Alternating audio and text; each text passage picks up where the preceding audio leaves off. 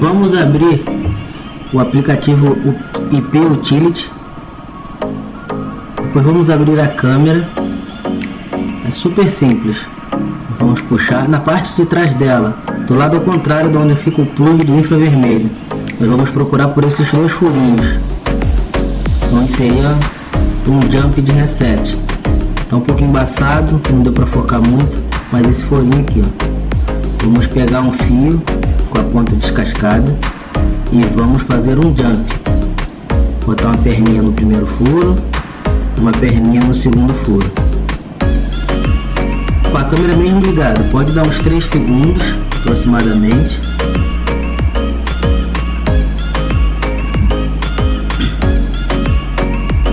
Tira o jump depois dos 3 segundos.